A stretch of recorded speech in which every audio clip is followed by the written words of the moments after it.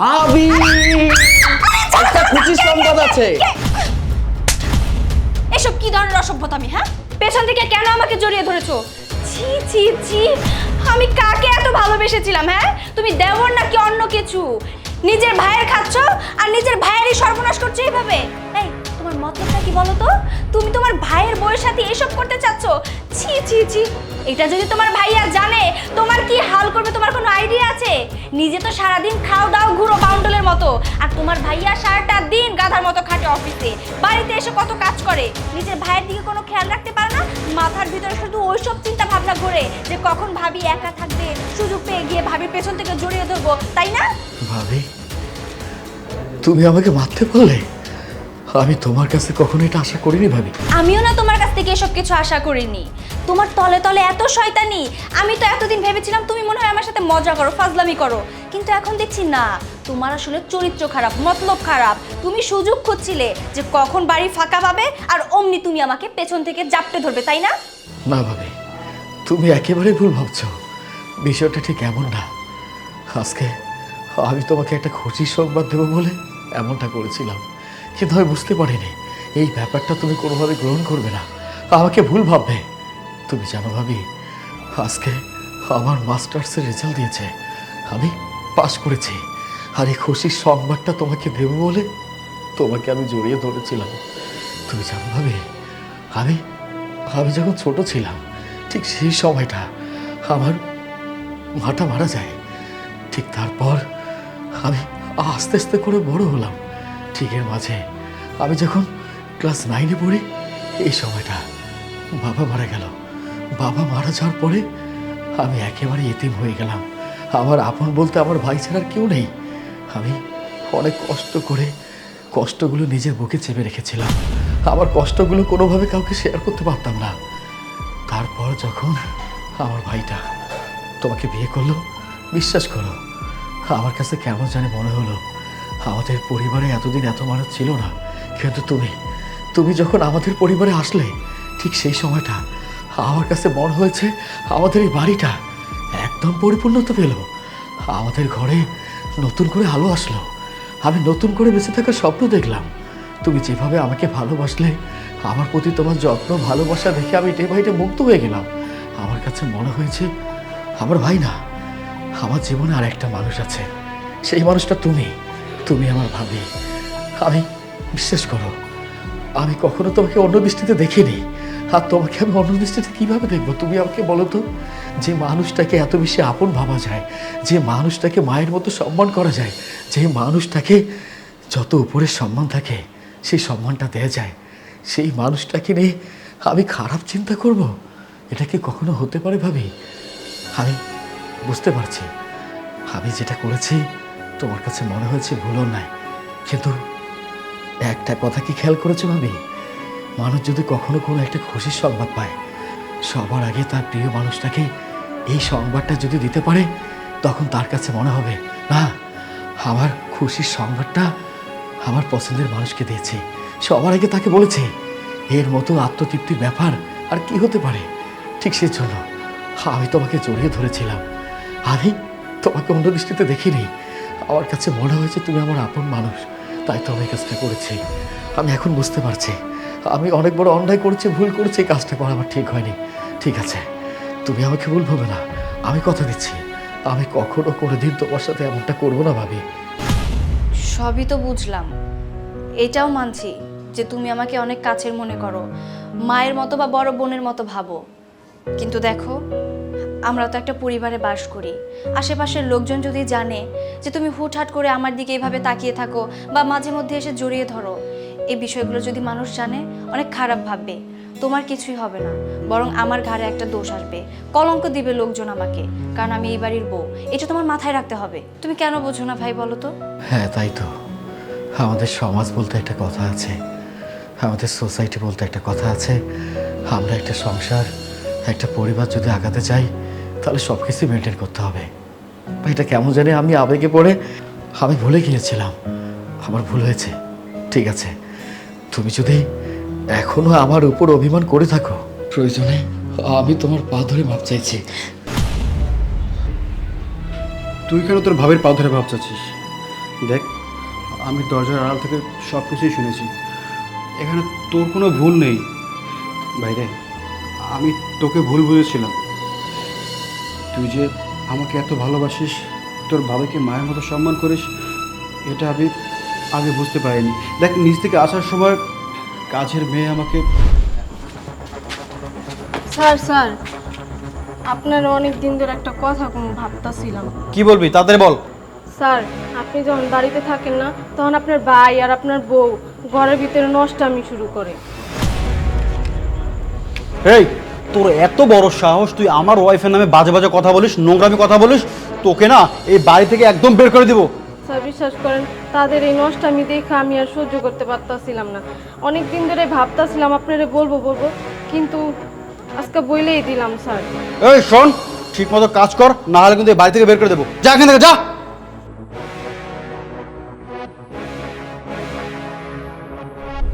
তাই শুনে আমি আজকের অফিসে যাইনি। তোকে হাতে নাতে ধরার জন্য আমি দরজার আড়ালে দাঁড়িয়েছিলাম, কিন্তু তুই যা বললি, আমরা তোর কাছে অপরাধী হয়ে গেলাম রে ভাই। না ভাই, আমি তোমাদের উপর কোনো মনে কিছু করিনি। আমি বুঝিনি, ভুলটা আমারই ছিল। তুমি যে আমাকে বুঝতে পেরেছ এতদিন পর, আমি অনেক খুশি হয়েছি। ঠিক সারাটা জীবন তোমরা দুইটা মানুষ আমাকে এইভাবে ভালোবেসো, আমি শুধু এটাই চাই, আর কোনো কিছু নয়। আমার ভাই যে আজকের মাস্টার্স পাস করেছে, এটা আমি অনেক খুশি রে ভাই, অনেক খুশি। থাক থাক, অনেক হয়েছে দুই ভাইয়ের আদর ভালোবাসা, এবার ছাড়ো। আমার আদরের দেবর পাশ করেছে, মিষ্টি মুখ করাতে হবে না সবাইকে। তুমি এক কাজ করো, মিষ্টি কিনতে যাও, অনেক বেশি মিষ্টি আনবে। এই পাড়ার প্রত্যেকটা মানুষকে আমি মিষ্টি খাওয়াবো। 10টা না 5টা না, আমার একটা মাত্র আদরের দেবর, ও পাশ করেছে। মিষ্টি না খাওয়ালে হয় বলো? হ্যাঁ, তুমি একদম ঠিক বলছো। আজকের এই পাড়ার সবাইকে আমি মিষ্টি খাওয়াবো।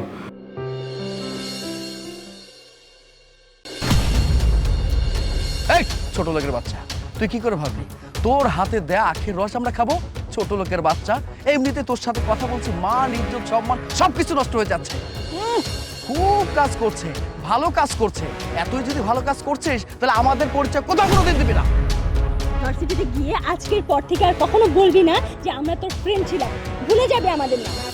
হ্যাঁ, ও একদম ঠিক কথা বলেছে। ফারদার কোনোদিন যদি আমাদের পরিচয় দিস না, তাহলে এই যে গ্লাসটা দেখছিস না, এটা দিয়ে তোর মাথা ফাটিয়ে দেবো। দূর, এখানে এত কথা কেন বাড়াচ্ছিস? চল তো। কথায় মাথা রাখিস। দাঁড়ান, মিস্টারকে আর ডাক না রে বাবা। এই এক গ্লাস দাও তো। কিরে, অথৈ তুই তুই আখের রস বিক্রি করছিস, মানে এসবের ব্যবসা করছিস? ছি ছি ছি ছি, তুই না আমাদের ভার্সিটি ফ্রেন্ড, আর তুই এখানে কিনা আখের রস বিক্রি করে বেড়াচ্ছিস? কেন রে, আমি কি চুরি করতেছি নাকি ডাকাতি করতেছি নাকি রাস্তায় দাঁড়ায় দাঁড়ায় ভিক্ষা করতেছি? আমি কাজ করে খাইতেছি, এতে আবার কিসের সমস্যা? তুই যদি চুরি ডাকাতি করতি তাও ভালো ছিল, মানুষজন দেখতো না। কিন্তু তুই যেটা করে বেড়াচ্ছিস না, মানুষের কাছে হাসি পাত্র হবো আমরা, তোকে যদি আমাদের ফ্রেন্ড বলে দাবি করি। ছি ছি ছি ছি, আমার ভাবতে লজ্জা লাগছে যে ওর মতো একটা মেয়ে আমাদের ফ্রেন্ড, তা আবার ভার্সিটির ফ্রেন্ড। আচ্ছা, এখন যদি আমাদের বন্ধু বান্ধবরা কোনোভাবে জানতে পারে এই আখের রস বিক্রি করা মেয়েটা আমাদের বান্ধবী, তাহলে আমাদের মান সম্মান ইজ্জত কোথায় গিয়ে দাঁড়াবে? তুই আমাকে বলতো। আমি কি বলবো, আমার নিজের কাছেই তো লজ্জা লাগছে। আমি কিন্তু এরকম একটা মেয়ের সাথে ফ্রেন্ডশিপ করেছি। ছি, আরে আমাদের লেভেল কোথায় আর ওর লেভেলটা কোথায়? মানে এটা তো একটা ইজ্জতের ব্যাপার নাকি? এখন যদি কোনোভাবে জানতে পারে বন্ধু বান্ধবরা যে আমাদের বান্ধবী এই আখের রস বিক্রি করে খাচ্ছে, চলতেছে, ফিরতেছে, তাহলে তো আমাদের অন্য বন্ধুরা আমাদের যে লেভেলটা আছে সেই লেভেল আর ভাববে না, ডাউনে চলে যাবো। এটা কি হইতে পারে নাকি? দেখ, তোরা এইভাবে করতে পারোস না। আমি ভার্সিটিতে পড়াশোনার পাশাপাশি এই কাজটা করি, তাতে আমার কোনো সমস্যা হয় না। তাহলে তোগো এত কিসের সমস্যা? হ্যাঁ, কাজ তো করতে পারিস, কাজ করা নিয়ে তো কোনো সমস্যা নেই। তাই বলে একটা মেয়ে মানুষের রাস্তায় তুই এসব বিক্রি করবি ঘুরে ঘুরে? ছি। আচ্ছা ঠিক আছে, তুই যদি এত কষ্ট করে এই ব্যবসাটা করে চালাচ্ছিস সংসারটা, ভালো কথা, সমস্যা নাই। তাহলে কষ্ট করে তোর হাতের এক গ্লাস ওই আখের রস দে। আর চিন্তা করিস না, তুই তো আমার বন্ধু মানুষ নাকি, টাকা পয়সা যা লাগে তার থেকে আরো বেশি বাড়িয়ে দেবো। কি বলিস তুই? বেশি দাম লাগবে না, টাকা যেইটা আসে ওইটাই দিতাছি।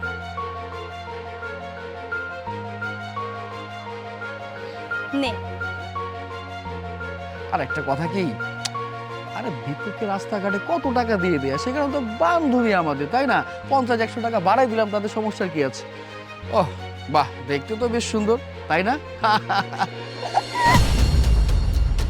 এই ছোট লোকের বাচ্চা, তুই কি করে ভাবলি তোর হাতে দেয়া আখের রস আমরা খাবো? ছোট লোকের বাচ্চা, এমনিতে তোর সাথে কথা বলছি, মান ইজ্জত সম্মান সবকিছু নষ্ট হয়ে যাচ্ছে। খুব কাজ করছে, ভালো কাজ করছে। এতই যদি ভালো কাজ করছিস তাহলে আমাদের পরিচয় কোথাও কোনোদিন দিবি না। ভার্সিটিতে গিয়ে আজকের পর থেকে আর কখনো বলবি না যে আমরা তোর ফ্রেন্ড ছিলাম, ভুলে যাবে আমাদের না। হ্যাঁ, ও একদম ঠিক কথা বলেছে। ফারদার কোনোদিন যদি আমাদের পরিচয় দিস না, তাহলে এই যে গ্লাসটা দেখছিস না, এটা দিয়ে তোর মাথা ফাটিয়ে দেবো। দূর, এখানে এত কথা কেন বাড়াচ্ছিস? চল তো। কথায় মাথা রাখিস। দাঁড়ান, আপনারা কি জানেন উনি কে? ওনার সাথে এতক্ষণ ধরে আপনারা খারাপ ব্যাপার করতেছিলেন, জানেন উনি কে? এই কাকে কি চেনাচ্ছ? হ্যাঁ, ওকে আমরা খুব ভালো করে চিনি। ও কে, ও কি কি করতে পারে। দেখ না, সাথে আবার একটা চামচা রেখে নিয়েছে চামচামি করার জন্য। আপনারা যে এতক্ষণ ধরে এত বড় বড় কথা বলতেছিলেন, আপুর এরকম আখের দোকান একটা না, এরকম হাজার হাজার দোকান আছে জায়গায় জায়গায়। মানে মিথ্যা কথা বানিয়ে বললো, আর সেই কথাটা আমরা একদম বিশ্বাস করে ফেললাম। আমাদের খেয়ে দিয়ে কোনো কাজ নেই নাকি? হ্যাঁ, কি করে? হ্যালো, আরে কোনো সমস্যা হইতেছে না তো? যদি কোনো সমস্যা হয় একবারে আমারে কল দিবা, একটা কলই দিবা, দেখবা তোমার কোনো সমস্যাই হইব না। তুমি যেখানে খুশি সেইখানে দোকান নিয়ে বসো, খালি একবার অতর নামটা স্মরণ করবা।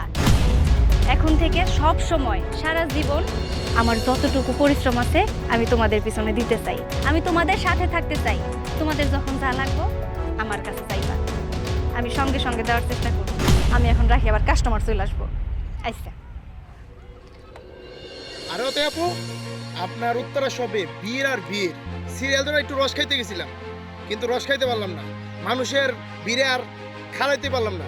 আর আপু, কিছুদিন পরে তো আপনার পত্রিকায় লেখালেখি হবে, টিভি চ্যানেলে নিউজ হইব। ভাই সব কিছু হইতেছে আপনাদের দোয়া। আমি চাই আপনারা সবসময় আমার পাশে থেকে আমার একটু সাপোর্ট করেন। আপা তাহলে আজকে যাই, আরেকদিন এসে রস খেয়ে যাবো কিন্তু। আচ্ছা ঠিক আছে। ইয়েস।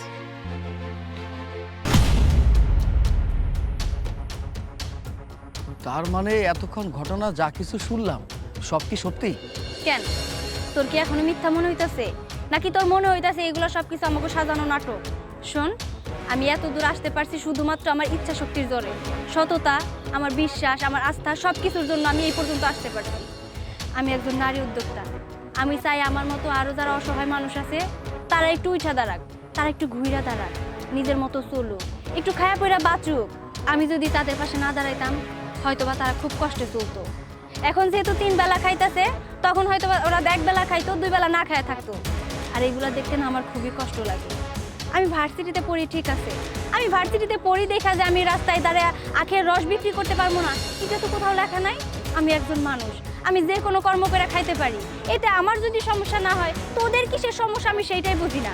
ও বুঝছি বুঝছি, স্ট্যাটাসের কথা কইলি না, যে তোদের স্ট্যাটাসের সাথে আমার স্ট্যাটাস যায় না, নাই যাইতে পারে, কারণ তোর হলো বড়লোক ঘরের সন্তান, আমি গরিব ঘরের সন্তান, এটা আমি স্বীকার করি। আমার এটা স্বীকার করতে কোনো অসুবিধা নাই। আরেকটা কথা, আমাগো ভার্সিটিতে আমার মতো এরকম অনেক স্টুডেন্ট আছে যারা হয়তোবা মধ্যবিত্ত ফ্যামিলির ছেলে মেয়ে, তারা হয়তোবা লজ্জায় বলতে পারে না যে তারা মধ্যবিত্ত ঘরের সন্তান বা গরিব ঘরের সন্তান। কিন্তু দেখ, আমি কিন্তু বড় গলায় কইতে পারি যে আমি গরিব ঘরের সন্তান। এইটা কইতে আমার না কোনো অসুবিধা হয় না, কারণ আমি একজন নারী উদ্যোক্তা। আমি সবার পাশে দাঁড়াইতে চাই, আর ঠিক এইভাবেই দাঁড়াইতে চাই। এমন না যে তোকে কথা শুনে আমি রস বিক্রি করা বন্ধ করে দিব, বন্ধ করবো না। প্রয়োজন পড়লে আমি আমার দোকান আরো বাড়ানোর চেষ্টা করব। এটাই আমার শেষ কথা। এতে যদি মনে হয় আমার সাথে তোরা বন্ধুত্ব রাখবি না, তো রাখিস না, আর যদি মনে হয় রাখবি তো আলহামদুলিল্লাহ। হ্যাঁ, তুই এতক্ষণ যা কিছু বলেছিস সব কিছু ঠিকই তো। আমরা তো ভুলছিলাম, না জেনে না বুঝে তোর সাথে খারাপ আচরণ করলাম। আরে তুই একজন নারী উদ্যোক্তা, এত সুন্দরভাবে সব কিছু চালাচ্ছিস, এটা তো আমাদের জন্য গর্বের ব্যাপার নাকি? আমরা এখন সবাইকে গর্ব করে বলতে পারবো যে আমাদের বন্ধু, আমাদের বান্ধবী সে ভালো কিছু করছে। আর কাজ করেই তো খাচ্ছিস, খারাপ তো কিছু না। আমরাও কত কিছু না বলে ফেললাম, সরি রে দোস্ত। ঠিক আছে, সরি কই তুইব না, তোরা যে তোকে ভুলটা বুঝতে পারছস এইটাই অনেক। আচ্ছা ঠিক আছে, এখন এক গ্লাস আখের রস দিয়ে আমরা খাই। হাসা কইতাছস, খাবি? হ্যাঁ দে। দিতাছি দাঁড়া।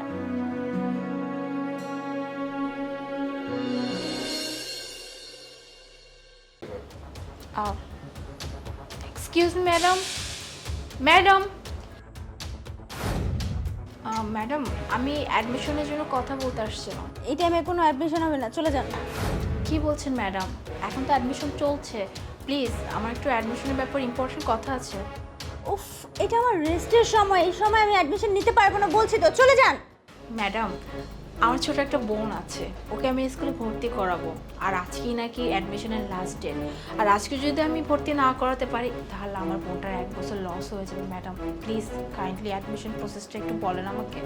ও অ্যাডমিশন, আপনি যখন যাবেনই না, অ্যাডমিশন যদি নিতেই হয় তাহলে এক্সট্রা চার্জ লাগবে। কি কি বললেন? Extra charge? এক্সট্রা চার্জের কি আছে? অ্যাডমিশন ফি তো একটা নির্ধারণ করা আছে, আমি তো ওইটা পে করবো আপনাকে। এক্সট্রা চার্জ লাগবে মানে লাগবে। ম্যাডাম, আমি যতটুকু জানি এটা একটা সরকারি স্কুল, আর এখানে নির্ধারিত কিছু ফি দেওয়া থাকে, সেটার বাইরে কখনোই টাকা নেওয়া হয় না। সো আমি যেহেতু ফি দিতে যাচ্ছি, তাহলে আপনি কেন আবার বলতেছেন যে এক্সট্রা কিছু চার্জ আপনাকে দিতে হবে? আপনাকে এত জ্ঞান দিতে হবে না, এটা সরকারি স্কুল ঠিক আছে, এই স্কুলের প্রিন্সিপাল আমি, এখন আমি যেটা বলবো সেটাই হবে। এক্সট্রা চার্জ দিয়ে যদি অ্যাডমিশন করানো হয় তো করান, না হলে যান। ম্যাডাম, আমি যতটুকু জানি আপনি এখানকার ইংলিশ টিচার, আর আমি দেখে আসলাম পাশের ক্লাসে বাচ্চারা সবাই বসে আছে, ওদের নাকি এখন ইংলিশ পিরিয়ড চলতেছে। তো ম্যাডাম, আপনি ক্লাস না নিয়ে আপনি এখানে এভাবে ঘুমাচ্ছেন, মানে বিষয়টা আমি ঠিক বুঝলাম না। আপনাকে কৈফিয়ত দিতে যাব কেন? আপনি কি শিক্ষা মন্ত্রণালয়ের কোনো অফিসার যে আমি আপনাকে কৈফিয়ত দিব? দেখেন ম্যাডাম, আপনি বললেই হবে না যে আপনার ইচ্ছা।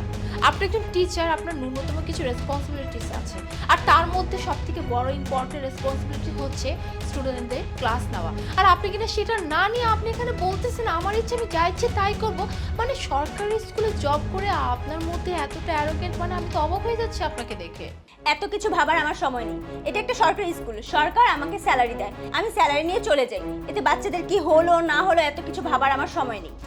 দেখুন ম্যাডাম, আপনি যে এই ধরনের কাজগুলো করেন না, আমি চাইলে কিন্তু আপনার নামে আমি থানায় গিয়ে অভিযোগ করতে পারি যে আপনি একজন সরকারি স্কুলের টিচার হয়ে স্টুডেন্টের ক্লাস না নিয়ে এইভাবে আপনার রুমে পড়ে পড়ে ঘুমাচ্ছেন। কি আপনার এত বড় সাহস, আপনি একজন সরকারি স্কুলের টিচারকে থানার ভয় দেখাচ্ছেন? আপনাকে তো আমি, আপনার এত বড় সাহস, আপনি আমার গালে থাপ্পড় মারলেন? আপনাকে তো থাপড়ানোর অনেক আগে উচিত ছিল, আপনার মতো টিচারকে না এরকমই চড় দেওয়া উচিত। ম্যাডাম, এই যে আপনার পানি।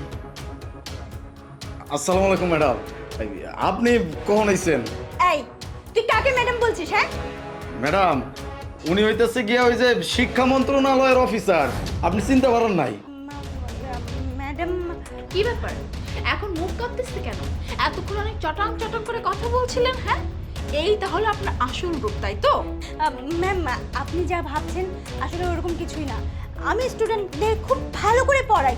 আপনার যদি বিশ্বাস না হয় আপনি এই যে আমাদের এখানে অন্যান্যরা আছে তাদেরকে জিজ্ঞেস করতে পারেন। আজকে না আসলে ম্যাম আমার শরীরটা খুব খারাপ ছিল, তাই আমি একটু রেস্ট নিচ্ছিলাম, আর হঠাৎ করে আপনি আসছেন, আমি না বুঝে আপনার সাথে এমনটা করেছি। ও আচ্ছা, তাই না? হ্যাঁ, এটা যদি আপনি আমাকে নাও বলতেন তাহলে আমি আপনার স্টাফদের এটাই জিজ্ঞেস করতাম যে আসলে আপনার ব্যাকগ্রাউন্ডটা ঠিক কতটুকু কীরকম। আচ্ছা, আপনি বলেন তো, এই যে ম্যাডাম, এই ম্যাডাম ঠিকঠাকভাবে সব কিছু কাজ করে? মানে হচ্ছে ক্লাসে অ্যাটেন্ড করে, তারপর হচ্ছে অভিভাবকদের সাথে ভালো করে কথা বলে, বা বাচ্চাদের সাথে ঠিকমতো কথা বলে তো? ম্যাডাম, হয়েছে কি, আমি সত্যি কথা কই, এই ম্যাডামে না বাচ্চা করে ঠিক মতো ক্লাস করায় না। ওই বাচ্চা করে বাপ মায়ে যদি কিছু কইতে আহে, ওই বাপ মায়ে গো উল্টাপাল্টা কথা শোনা দেয়। আর জানেন, ওই এক্সট্রা চার্জ না কি জানি কয়, এইটা নেয়।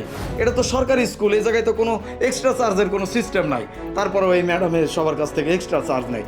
যদি পরীক্ষার ফি হয় 200 টাকা, এই ম্যাডামে নেয় 500 টাকা, 300 টাকা করে নিজের পকেটে রায়। আমি যদি কিছু কইতে যাই তাহলে আমারে কয় যে আমারে নাকি চাকরিতে বের করে দিবে। বাহ, ভালোই হলো, ভালোই হলো আপনি নিজে থেকে বলেছেন যে আপনার স্টাফকে জিজ্ঞেস করতে। তো জিজ্ঞেস করে আমি কি পেলাম? হ্যাঁ, আপনার নামে একটা সিঙ্গেল ওয়ার্ড আমি ভালো পেলাম না। অবশ্য পাবো কি করে? এই যে আপনার নামে আমার কাছে দীর্ঘদিন যাবত অভিযোগ আসছিল, কিন্তু আমি না আসলে এটা মানতে নারাজ ছিলাম। কেন জানেন? কারণ আমি এটাই জানতাম একজন শিক্ষক কখনোই তার কাজের সাথে বেইমানি করে না। তাই আসলে আমি এই ব্যাপারটাকে নজরআন্দাজ করছিলাম। পরে যখন ভাবলাম যে না, এত মানুষ যেহেতু বলছে, আমি নিজে থেকে আজকে আসলাম। এই যে এসে আমি কি দেখলাম, আমি শুরুতে যখন বললাম যে অ্যাডমিশন প্রসেস নিয়ে কথা বলতে হবে, আপনি আমার সাথে কথা বলতে নারাজ, কারণ আপনার এখন ঘুমের সময়, আপনার ঘুমের ডিস্টার্ব হচ্ছে। ইভেন এখন ক্লাস চলছে, ক্লাসের পিরিয়ড চলছে, আর আপনি এখানে পড়ে পড়ে ঘুমাচ্ছিলেন। আমার জন্য কি বললেন হয় এক্সট্রা চার্জ। আপনি কি জানেন একটা সরকারি স্কুল, এখানে সব কিছু সরকার থেকে আসে, আর এখানে যে বাচ্চাদেরকে ভর্তি করায় তাদের অনেক স্বপ্ন থাকে, অনেক আশা থাকে, তাদের মা বাবার অনেক আশা নিয়ে এই স্কুলে ভর্তি করায়। কিন্তু আপনাদের মতো কিছু শিক্ষকদের জন্য না এইসব স্কুলের নাম বদনাম হয়। এই স্টুডেন্টরা ঠিক মতো শিক্ষা পায় না, মা বাবাদের আশা নষ্ট হয়ে যায়, ভরসা নষ্ট হয় শুধুমাত্র আপনাদের কিছু শিক্ষকদের জন্য। আসলে আপনাদের মতো শিক্ষকরা না এসব সরকারি স্কুলে চাকরি পাওয়ার যোগ্য রাখে। তাই আর আমি বেশি কোনো কথা বলবো না, আপনাকে আমি এই মুহূর্তে এখান থেকে সাসপেন্ড করবো। আসলে আমি বললাম তো ম্যাম, আমার আজকে শরীরটা ভালো ছিল না, তাই আমি হঠাৎ করে আপনি আসার পরে এমন করে ফেলেছি। প্লিজ ম্যাম আমাকে সাসপেন্ড করবেন না, এই লাস্টবারের মতো সুযোগ দিন, আমি আপনাকে কোনো রকম অভিযোগ করার সুযোগ দিব না ম্যাম। আপনার কোনো কথায় কিছুই হবে না, আপনাকে আমি সাসপেন্ড করবো মানে করবো। আরেকটা কথা আমি আপনাকে বলে দিই, আপনাকে শুধু সাসপেন্ড করবো না, আপনাকে আমি এমনভাবে বহিষ্কার করবো যাতে করে আপনার এই সারা জীবনে কোনোদিন টিচিং প্রফেশন করে না খেতে পারে। আর সময় নষ্ট না করে আমার সামনে থেকে এক্ষুনি বের হন, বের হন বলছি।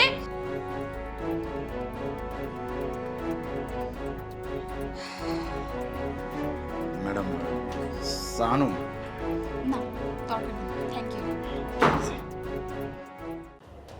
শোনো, তুমি আমার বুকে থাকলে না আমার আর কিচ্ছু প্রয়োজন হয় না, পুরো পৃথিবী আমার কাছে থাকে। আচ্ছা, আমি বরং এক কাজ করি, রুমে ঢোকার আগে ওকে একটা ফোন দিয়ে জিজ্ঞেস করে দাও কি করছে।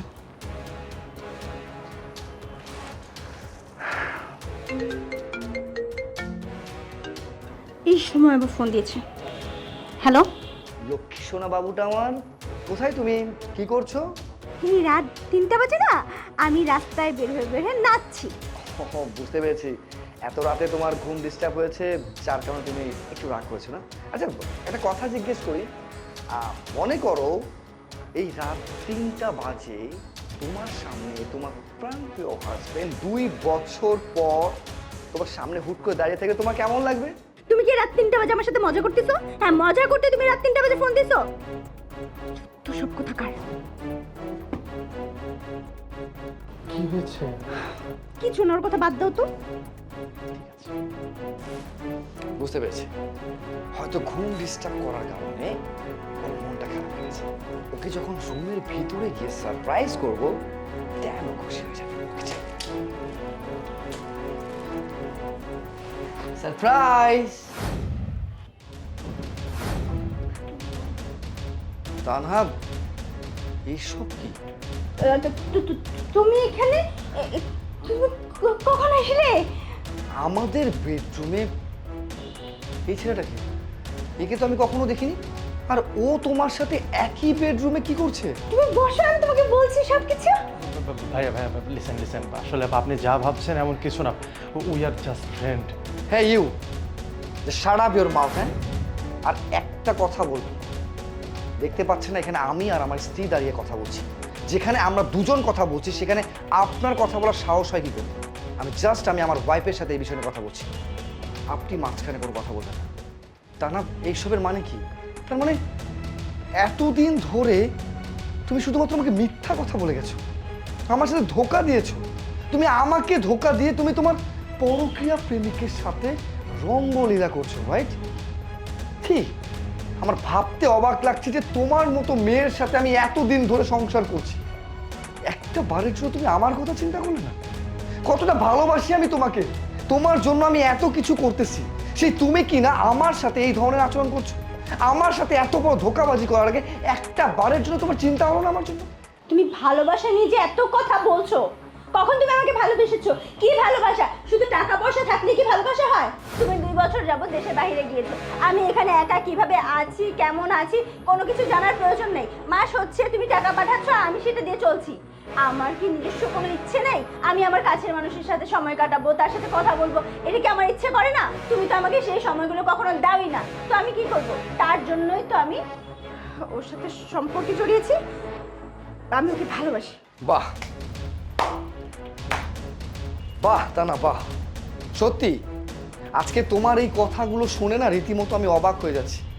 আমি ভাবছি আমি কি এখনো এই জায়গাটায় আছি নাকি জাহান্নামের আগুনে জ্বলছি।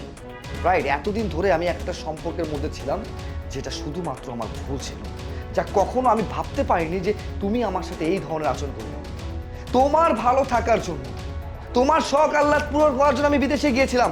আমার কোনো ঠেকা পড়েনি আমার মা বাবাকে ছেড়ে, তোমাকে ছেড়ে এত কষ্টকর জীবনযাপন করার। যখন ঘরে ছিলাম তখন তুমি ইনকাম করতে পারতাম না বলে তুমি আমাকে বলেছিলে বিদেশ যেতে পারো না, চাকরি করতে পারো না, আমার শখ আহ্লাদগুলো পূরণ করতে পারো না। আর যেই কিনা আমি তোমার শখ আহ্লাদ পূরণ করার জন্য বিদেশে গিয়েছি, সেই তোমার আসল রূপ তুমি দেখিয়ে দিলে। হায় রে নারী, যার জন্য আমি এতদিন ধরে এত কষ্ট করে বিদেশের মাটিতে পড়ে আছি, আমার আসতে ইচ্ছা করলে আমি আসতে পারি না, সেই মানুষটাকে তুমি ঠকালে। বুঝতে পেরেছি, তুমি যদি আমাকে কখনো ভালোবাসতে তাহলে তুমি কখনোই আমার সাথে এই ধরনের আচরণ করতে পারতে না। যেখানে ভালোই তুমি আমাকে বাসো না, আর যেখানে তোমার আর আমার মধ্যে কোনো ভালোবাসা বিদ্যমানই নেই, থার্ড পার্সন একজন মানুষ তোমার জীবনে ঢুকে গেছে, সেই জীবনে তোমার সাথে এক মুহূর্ত রাখবে। আমি তোমাকে ডিভোর্স দেব। তোমার সাথে সংসার করতে কি যাচ্ছে? তুমি এমন ভাবে বলছো মনে হচ্ছে আমি তোমার সাথে সংসার করার জন্য বসে আছি। তোমার সাথে আমি আবার সংসার করব? আমার না তোমাকে একদমই ভালো লাগে না। তুমি একটা না অসহ্যকর পারসন, তোমাকে আমি একদম সহ্যই করতে পারি না। আমি ওকে ভালোবাসি, আমি ওর সাথে সংসার করব। মারুফ, চলো আমরা আজই এখান থেকে চলে যাব, আমরা একসাথে থাকবো। তোমার মতো মেয়ের সাথে আমি একসাথে থাকবো? ইম্পসিবল। যে কিনা হাজবেন্ডকে ধোকা দিয়ে আমার সাথে রিলেশন করছে, সেই মেয়ের সাথে আমি থাকবো? কখনো না। তুমি গোল্ড ডিগার টাইপের মেয়ে, মানে তুমি খালি তোমার টাইম পাস করার জন্য তুমি আমাকে ব্যবহার করেছো। তোমার হাজবেন্ডকে বলতেছো যে আমি তার অবর্তমানে আছি, তাই না? আর তুমি ওকে এখন বিয়ে করবে, আমার সাথে বেটার কাউকে বলে তোমাকে ছেড়ে চলে যাবে। তোমার তো মেয়েকে আমি কখনো বিয়ে করবো না, প্রশ্নই উঠে না। আমি তোমার সাথে থাকবো না। মারুফ, মারুফ, মারুফ।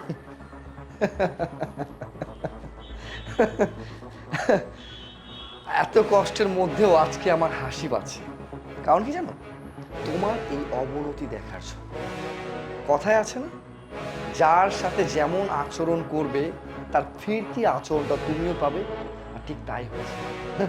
আমাকে ঠকিয়েছো, ভেবেছিলে তুমি তোমার ওই নাগরের সাথে সুখে থাকবে, ভালো থাকবে, কিন্তু দেখো ভাগ্যের কি নির্মম পরিহাস যে সেও তোমাকে ছেড়ে চলে গেছে।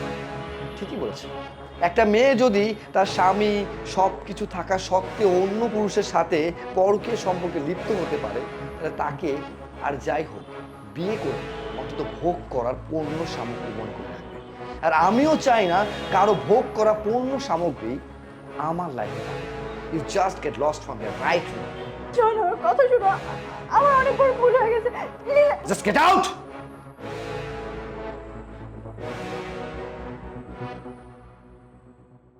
তোমাকে আমি বারবার বলছিলাম যে খোঁজ খবর নিয়ে তারপর তুমি আমাকে এই বাড়িতে আনো।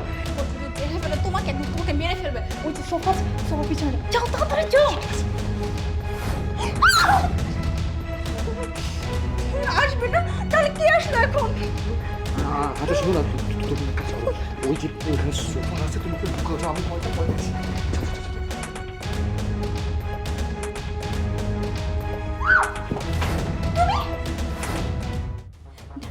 তুমি যে আমাকে এখানে নিয়ে আসছো, হঠাৎ করে যদি তোমার বউ চলে আসে, তখন তখন কি হবে? আরে আমার বউ কোথা থেকে আসবে? আমি তোকে বলেই দিয়েছি যে আমি বিজনেসের জন্য 7 দিন বাইরে যাচ্ছি, আর ওকে ওর বাপের বাড়িতে পাঠিয়ে দিয়েছি।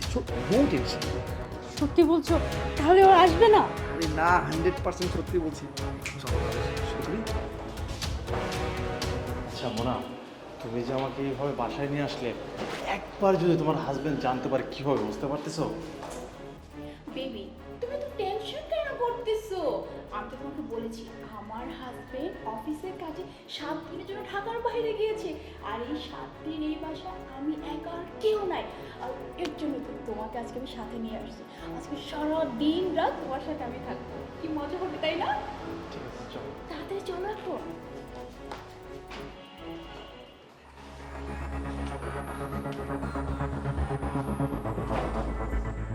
চলো তাড়াতাড়ি বেডরুমে যাই। চলো। এই দাঁড়াও দাঁড়াও, ও মাই গড, জনের জুতো এখানে কিভাবে? মানে জন তাহলে বাসার মধ্যে? তোমাকে আমি বারবার বলছিলাম যে খোঁজ খবর নিয়ে তারপর তুমি আমাকে এই বাড়িতে আনো। এই যখন তোমার হাজবেন্ড বাসায় আছে, আমি আর তুমি তো কটকে যাবে। এখন যদি তোমার হাজবেন্ড জানতে পারে তাহলে তোমারও খবর আছে, আমারও খবর আছে। চুপ, একদম চুপ। তুমি দেখতে পাচ্ছ যে জনের জুতো এখানে, তার মানে জন ভিতর আছে, তুমি সারের মতো চিল্লাচ্ছ। একবার যদি ও দেখে ফেলে তোমাকে একদম তোমাকে মেরে ফেলবে। তুমি এক কাজ করো, তুমি লুকাও, যখন যদি দেখে ফেলে সব শেষ। কই লুকাবো, কই লুকাবো? কোথায়? এক কাজ করো, ওই যে সোফা আছে, সোফার পিছনে যাও, যাও তাড়াতাড়ি যাও।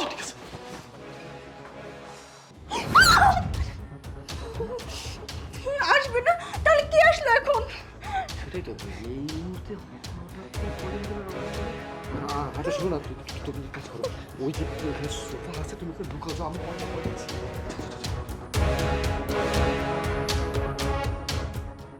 আরে কি ব্যাপার মোনা, তুমি তুমি তুমি বাসায় কি করছো? হঠাৎ বাসায় এলে যে? আমি আচ্ছা আমার কথা বাদ দাও। এই তুমি এখানে কি করতেছো? তুমি না 7 দিনের জন্য ওই যে অফিসের কাছে বাইরে গেলে, তাহলে তুমি এখানে কিভাবে? হ্যাঁ আমি তো গিয়েছিলাম 7 দিনের কাজের জন্য, কিন্তু ওই যে ভুল করে আমার ইম্পর্টেন্ট একটা ফাইল আমি ফেলে গেছিলাম, ওটাই নেওয়ার জন্য আসছিলাম। বাট তোমার তো বাবার বাসায় যাওয়ার কথা ছিল, তাহলে তুমি এই ঘরে কি করছো? হ্যাঁ আমি তো বাবার বাড়ি ছিলাম। ওই যে আমি বলেছিলাম না আমার এক বান্ধবীর বিয়ে, আমার ওই যে বেনারসি শাড়িটা আমি না ভুল করে রেখে গেছিলাম, ওইটা নেওয়ার জন্য আজকে আমি আসলাম আর কি। আচ্ছা আচ্ছা আচ্ছা ঠিক আছে। তুমি এখানে? তুমি এখানে কি করছো আগে সেইটা বলো, আমি আমার কথা পরে বলি। আমি তো এখানে ফাইল ফাইল নেওয়ার জন্য আসছি, কিন্তু তুমি তুমি এখানে কি করতেছো? ও আচ্ছা ফাইল না, আমি আমি আমি আমি আসছি, আমি একটা কাজে আসছি। তুমি ফাইল নিতে আসছো, আমি বুঝতে পারছি কি ফাইল নিতে আসছো কেন তুমি। আমি কি বুঝতে পারি নাই তুমি কোন ফাইল নিতে, তুমি কোন কাজে এই জায়গায় আসছো? তুমি তো মানে ওই মহিলার সাথে পড়ছি নষ্ট করতেছো। তোরে তো আমি এই গা হাত দেবে না, আমি ফসল নষ্ট করতেছি, তুমি কি করতে আসছো? তুমি তো এটা করতে আসতো, আর তুমি আমার উপর দোষ দাও, নিজের দিকে আঙ্গুল দাও আগে। ও তার মানে এতদিন ধরে তুমি এই সবই করে বেড়াচ্ছ, আমার অগোচরে তুমি তোমার নাগরকে নিয়ে আমাদের বাড়িতে রোমান্স করতে আসছো? রিয়েলি না, এখন আমার নাগর হয়ে গেছে। তুমি তুমি কি করেছে? আমার অবর্তমানে তুমি একজনের বউকে নিয়ে এসে এখানে ফষ্টি নষ্টি করতেছো, এটা মনে হয় খুব ভালো, আর আমি মনে হয় খুব খারাপ কাজ করে ফেলেছি। বাবারে যেভাবে গলাবাজি করছো, তুমি বলছো পূজা আরতিতে পূজা করতেছো, হ্যাঁ তুমিও তো খারাপ কাজ করছো, শুধু আমাকে কেন বলতেছো? আমি না পূজা আরতি করতেছি না, তুমি কোন পুণ্যের কাজ করতেছো এখানে? ঠিক আছে তুমিও করতেছো আমিও করতেছো, ফাইন। তোর মতো মেয়ের সাথে আমি আর এখন সংসারই করবো না। আমি আমি ওকে বিয়ে করবো। কি তুমি রাজি তো? বিয়ে করবে তোমাকে? আমাকে বিয়ে? আমি আপনাকে বিয়ে করব? কখনোই না। আমি তো জাস্ট প্রমোশনে আসে আপনার সাথে একটু টাইম পাস করেছি আর কি, বিয়ে কি আমি করতে পারবো না। দেখো দেখো কাকে নিয়ে রুমের মধ্যে ফষ্টি নষ্টি করতেছিলা, খুব না আমাকে বলেছিলে বড় গলায় তোমার সাথে থাকবো না, আমি বিয়ে করে নেবে। দেখো এতদিন তোমার সাথে জাস্ট ফায়দার জন্য ছিল, আর কিছুর জন্য না, আসছে বিয়ে করবে। এই কি কইতেছো তুমি? হ্যাঁ তার মানে ওনার সাথে ফসল নষ্ট করে তুমি আমার সাথে থাকতে চাও? তোমার মতো মেয়েকে নেবে আমি আবার থাকবো? আমি তোমাকে রাখবো না, আমি তোমাকে ডিভোর্স দিব। আমি ওই যে মোনা আছে, আমি ওকে ভালোবাসি, আমি ওকে বিয়ে করবো। কি কি বললে তুমি? তুমি আমাকে বিয়ে করার স্বপ্ন দেখতেছো? এই তুমি পাগল হয়ে গেছো? এই তোমাকে আমি বিয়ে টিয়ে করার জন্য তোমার সাথে থাকি নাই, আমি জাস্ট তোমার সাথে টাইম পাস করার জন্য থাকতাম, বিকজ আমার হাজবেন্ড আমার সাথে থাকতো না এর জন্য, আর উনি ভাবতেছে আমি বিয়ে করব। আরে তোমার মতো ছেলেকে আমি কেন বিয়ে করবো? আমি এই রাজপ্রাসাদ ছেড়ে তোমার মতো ফকিরের কাছে যাবো নাকি? যা সংসার কর, যা কর কর। তুই কর। আসলে মোনা দেখো, আমিও ভুল করেছি, তুমিও ভুল করেছো। আমি ওর কাছে যেতে চেয়েছিলাম, ও রাজি হয়নি, আর ও তোমার কাছে আসতে চাইছিল, তুমিও রাজি হয়নি। তাই না, ভুলটা আমাদেরই হয়ে গেছে। শোনা, দুজনই তো অন্যায় করেছে, চাইলেই তো আমরা দুজনকে ক্ষমা করে দিতে পারি, আবার আমাদের জীবনটাকে সুন্দর মতো গোছাতে পারি। কি বলো? ঠিকই বলেছো, আসলে ভুল তো আমিও করেছি, তুমি যে কাজটা করেছো আমিও সেম কাজটাই করেছি, আর দেখো আজকে দুজনেই সামনাসামনি হয়ে গেছি। যাই হোক, যা হয়েছে হয়েছে, আজকের পর থেকে আমরা একে অপরের প্রতি কমিটমেন্ট থাকবো, আর জীবনে কখনো এমন কোনো কাজ করব না যাতে করে এমন দিন আবার আমাদের দেখতে হয়।